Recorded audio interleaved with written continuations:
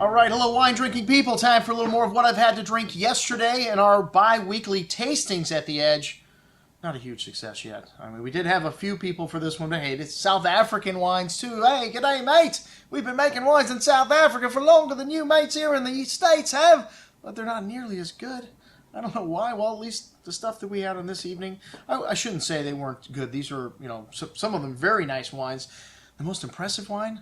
The cheapest wine on the table. Well, anyways, not the cheapest wine on the table. That was the Viognier, which I didn't like at first, but I have to say this Bon Cap Viognier really, as the wine opened up, started to taste really nice, kind of honey note to the apricot and peach fruits.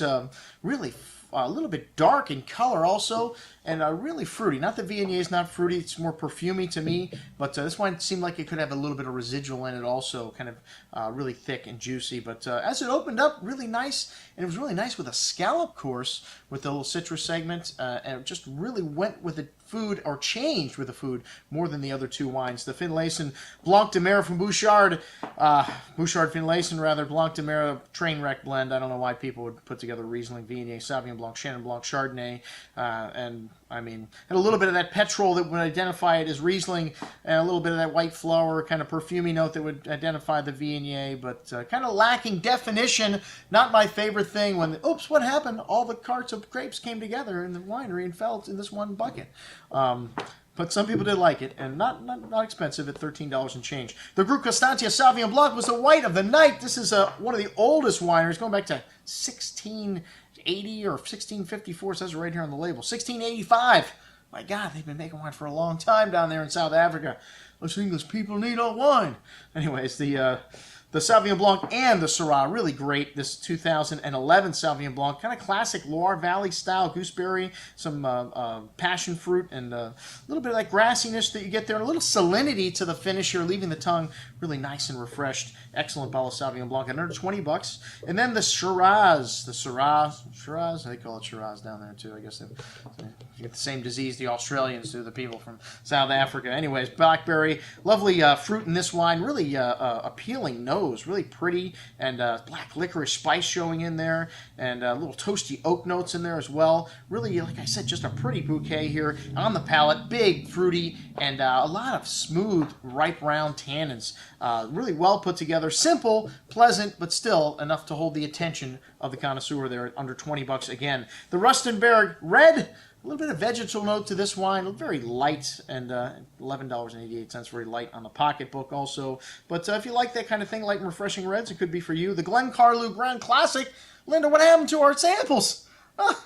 Anyways, we got plenty of it in stock, I find out. We ordered 2 cases of this wine because for $15 a bottle? Are you kidding me? This was 2003 vintage. I've had this wine in the store for how long? Because the samples did not show up. And man, just lovely cigar box spice, a really peppery note that you get to a lot of Cabernets from South Africa. They're really old world in style. Some of that coffee that you get from Bordeaux also here. Some lovely red currant berry fruit. Classic style of wine. And still really lovely, drinkable, and polished and complex.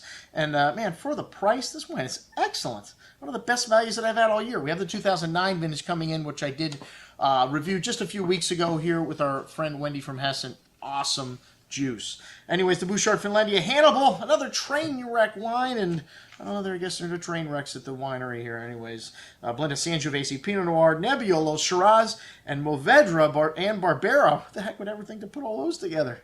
Anyways, it had a nice spice to it, a bit of that burnt rubber and kind of black tar note to this wine, little vegetal notes and little zesty finish, get some good freshness there. I guess it wasn't bad, but I mean, like I said, the first wine was so much better, under $15. The Post House Missing Virgin, we have to throw you a Pinotage, baby. Unfortunately, Pinotage is not very good. This wine, the first bottle was awful. I think it was corked or something was wrong with it. And the second bottle, not much better. And some of that burnt rubber to it. And I mean, for the money, not many friends did this wine get on this evening. And hey, Pinotage is just not my bag, baby. Anyways, that had a little Cabernet Franc in it too. And I remember it being better the first time.